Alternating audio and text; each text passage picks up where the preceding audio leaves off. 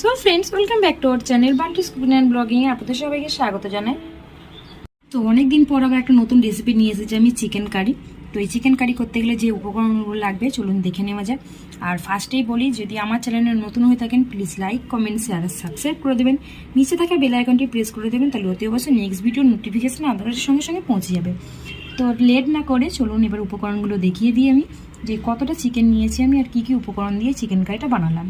তো আজকে চিকেন কারির জন্য আমি আজকে 800 চিকেন নিয়েছি। চিকেনটা আমরা ফ্রেশ করে ধুয়ে একটা বোলের মধ্যে নিয়ে, তো এই চিকেন কারির জন্য আমি 4টে বড় বড় সাইজের পেঁয়াজ নিয়ে নিয়েছি, কিছুটা কাঁচা লঙ্কা চিড়ে নিয়েছি, একটু আদা রসুন ছাড়িয়ে নিয়েছি, 2টো বড় সাইজের টমেটো, 2টো শুকনো লঙ্কা, গরম মশলা।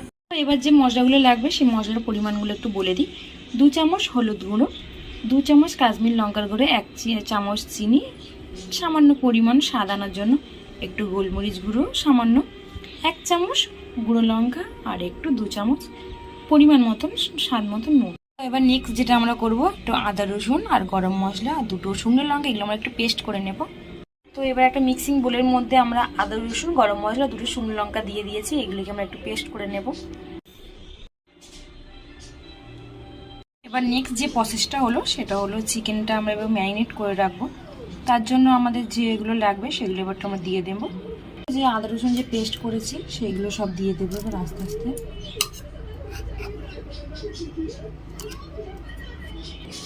আমরা যে পেস্টটা তৈরি করেছিলাম সেটা এবার দিয়ে দিয়েছি। এবার আমরা দেবো পরিমাণ মতন হলুদ গুঁড়ো, সব হলুদ গুঁড়োটাই দিয়ে দেব। শুধু জাস্ট একটু লবণটা রেখে দেব, না হলে সবগুলো আমরা দিয়ে দেব। দিয়ে একটু ম্যারিনেট করে রেখে দিতে হবে। সব কিছু যেগুলো ছিল সেগুলো সব দিয়ে দিয়েছি। এবার আমরা দিয়ে দেব টমেটো, যে টমেটোটা কাটা ছিল সেইগুলো দিয়ে দেব। দিয়ে টমেটো দেওয়ার পরে পরিমাণ মতন একটু দেব, যেটা হলো আসল জিনিস, সেটা হলো সরিষার তেল।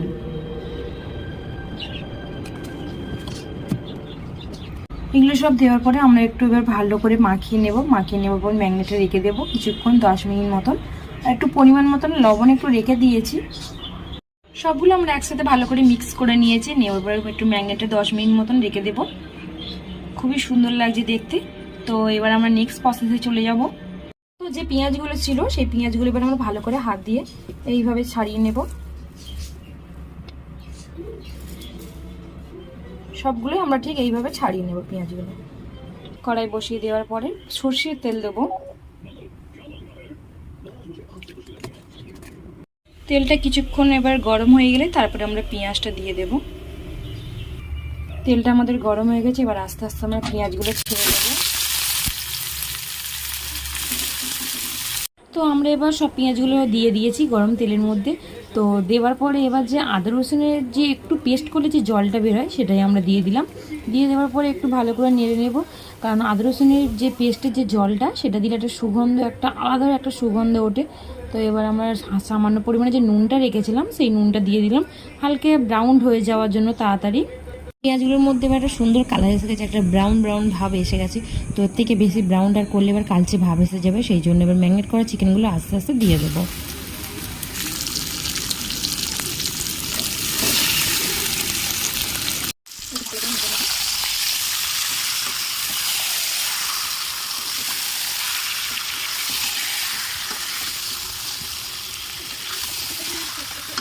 চিকেনটা আমাদের এবার একটু ভালো করে নাড়াচাড়া দিয়ে একটু কষিয়ে নিতে হবে।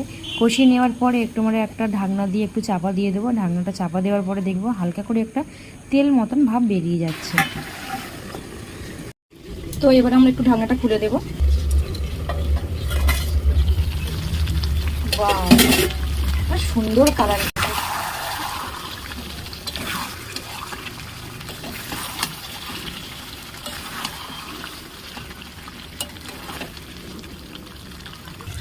তো এবার আমরা দেবো যে কাঁচা লঙ্কাগুলো কাটা ছিল সেই কাঁচা লঙ্কাগুলি আমরা উপর দিকে দিয়ে দেবো।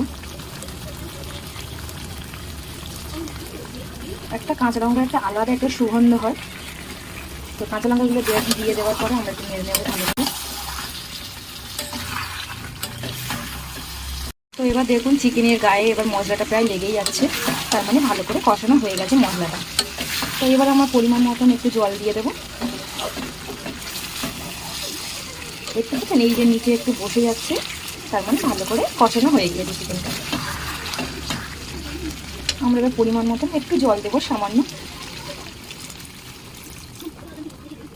পরিমাণ মতন জল দিয়ে দিলাম।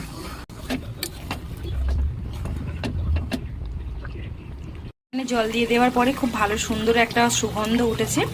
তো আপনারা পরিমাণ মতন লবণ দিয়ে দিতে পারেন, যদি কারোর কম হয় সে একটু টেস্ট করে নেওয়ার পরে একটু লবণটা দিয়ে দেবেন, কারণ লবণ কম হলে খাওয়া যাবে, কিন্তু লবণ বেশি হলে সব কিছুই রান্নাটা নষ্ট হয়ে যাবে। তো আমাদের এবার চিকেন কারি রেডি। তো এবার আমরা একটা বোলের মধ্যে ঢেলে নেব।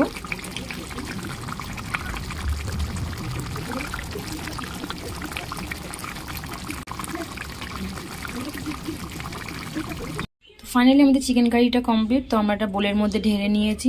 তো এই চিকেন কারিটা ভাতের সাথে বলুন বা নানের সাথে বা তন্তু রুটি বা রুটির সাথে যে কোনো কিছুর সাথেই ভালো লাগবে। তো আপনারা প্লিজ বাড়িতে এই রেসিপিটা দেখে আপনারা ট্রাই করে দেখবেন, আর ট্রাই করার পরে টেস্টটা কেমন লাগলো আমাকে কমেন্ট করে আপনারা জানাতে কিন্তু ভুলবেন না। আর প্লিজ এমনিও কমেন্ট করে জানাবেন যে আপনারা কোথা থেকে দেখছেন এই ভিডিওটি, তো যাতে আমি আপনাদের সকলকে থ্যাংক ইউ জানাতে পারি আমার এই ভিডিওটি দেখার জন্য। তো ফাইনালি আমার চিকেন কারি কমপ্লিট। তো টাটা ভিডিওটি আমি এখানেই শেষ করলাম।